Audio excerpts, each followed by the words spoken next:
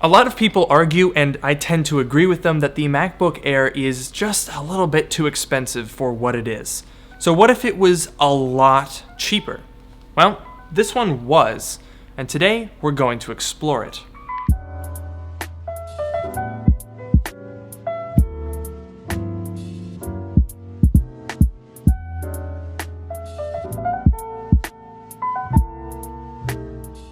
Today's video is sponsored by Skillshare, the online learning community with hundreds of classes to help you learn the skills you need for a digital age. Whether you just want to learn the basics of Photoshop or Illustrator, or you want to step it up to legit 3D animation or pro video editing, Skillshare can meet your needs. Skillshare is a super affordable way to expand your skill set. It costs less than $10 per month, so head over to the link in the description below to get a free trial of Skillshare Premium.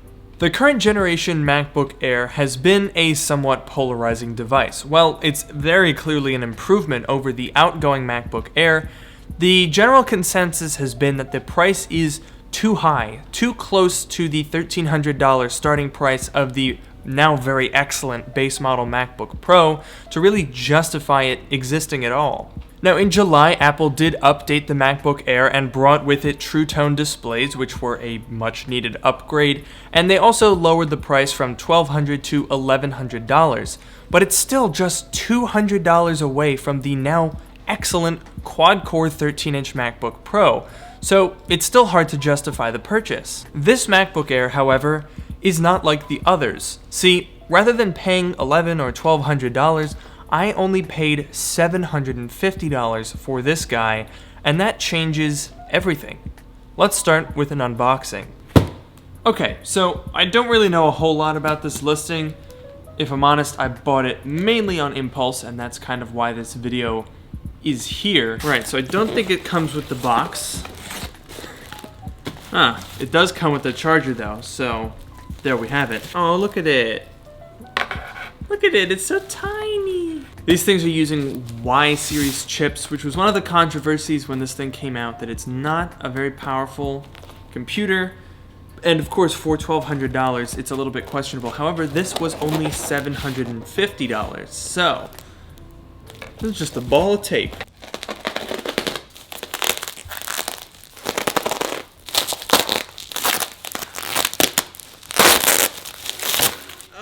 No! They put a sticker on the top of the thing with the login and the stuff.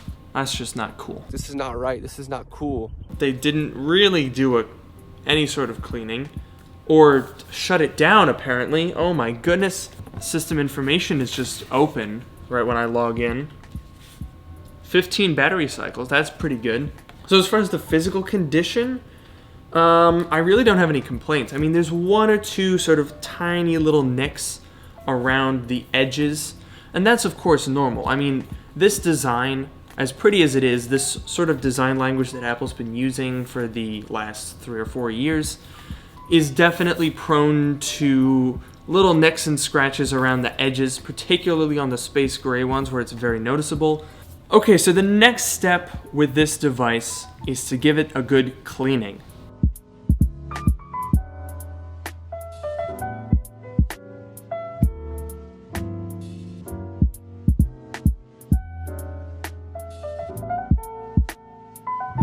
So essentially what we have here is a deeply discounted open box computer, but without the box. To give you an idea of just how new this MacBook Air is, I checked my service and support options and was shocked to discover that the Apple warranty expires on June 17th, 2020, which means this was purchased on June 17th, 2019. Remember, it's a 1-year warranty.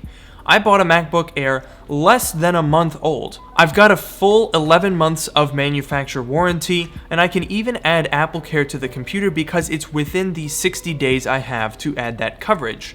This is a really incredible find. Someone bought this computer in June for $1,200, and then just 3 weeks later, I purchased it for $750. That's a 37% discount. So with that in mind, I'd like to re-evaluate the MacBook Air At $1,100 or $1,200, it's just too close to the $1,300 MacBook Pro to justify it. But at $750, almost half the price? So what we're getting here is basically a MacBook Pro Lite.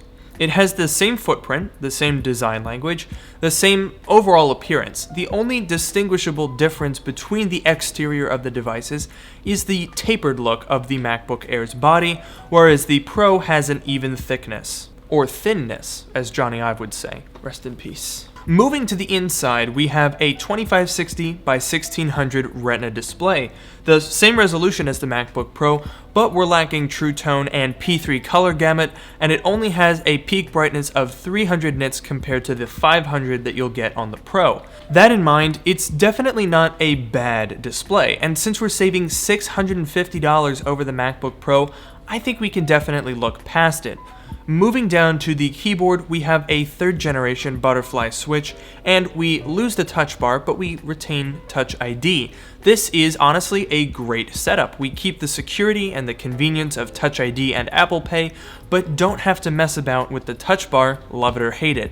Under the hood, this guy is running 8GB of RAM and a 128GB solid-state drive, which is acceptable for daily tasks, but not much more than that. The MacBook Air pretty much invented the thin and light ultrabook category back in 2008, and with this model it's definitely leaning into that heritage. You'll notice I didn't even really mention the processor or the graphics in this computer because, frankly, the people who this is marketed to don't even care.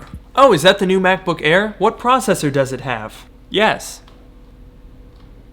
Okay, but since we're here, and this is a tech channel, I guess we should talk about it quickly. The Air only has one processor option, a 7-watt Core i5-8210Y with integrated UHD 617 graphics. On the surface, this seems like a pretty standard low-power setup, but it's actually quite interesting the way Apple chose to set this device up.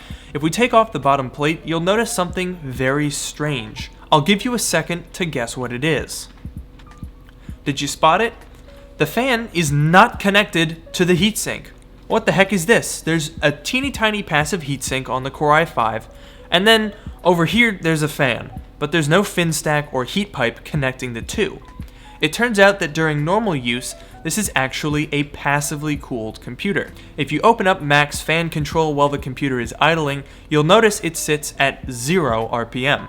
Then, when the computer starts to heat up or you whip out the 8K Red RAW, the fan kicks in to move some air through the case and cool down the processor, although not that much. During the approximately 400 million years it takes to complete a Cinebench run, the processor very quickly climbs to 100C and pretty much just sits there as the disconnected cooling system struggles to keep the CPU under wraps. It settles down to about 2.4 GHz boost clock, so at least it's not thermal throttling, and then it pretty much just chugs through Cinebench while slowly ramping up the fan to its full speed of 8,000 RPM and glaring at you, wondering why in the world you would try to do anything power intensive on it in the first place. Now let me be very clear here. This is not a powerful computer. Shocking, I know.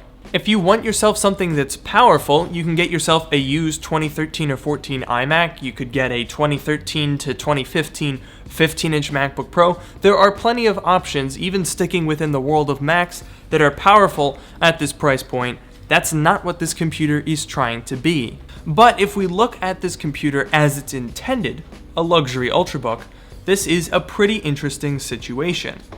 That strange cooling system makes a lot more sense when we look at it from the eyes of a user who wants to type documents and browse the web.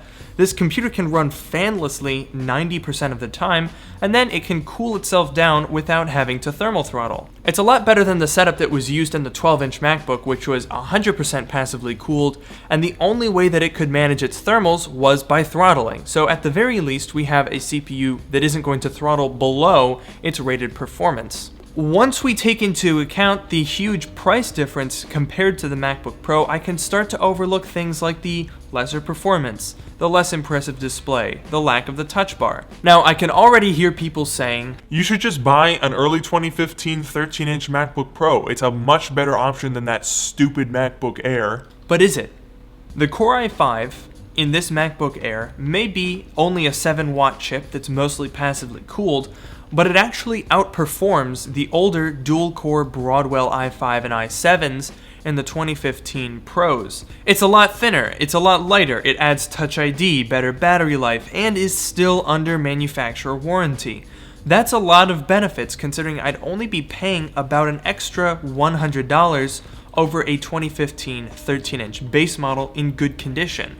So, what if the MacBook Air was cheaper? Well, I think at $750, this is a really interesting purchase. If you can get one of these for around $800 or less, I think you're going to be pretty happy with it, especially if you know what you're buying when you're going into it and you're not trying to run particle simulation, because then you're probably going to be disappointed. So there you have it. It seems that I've actually found a pretty decent scenario in which the current generation MacBook Air actually makes a good amount of sense. So, do you think that at $750, this MacBook Air makes sense as a good, decent ultrabook? Let me know down in the comments below. Don't forget to like and subscribe with notifications on, and of course, make sure to follow me on Twitter at Miani. Please consider joining my subreddit if you get the chance, and as usual, I will see you all in the next video.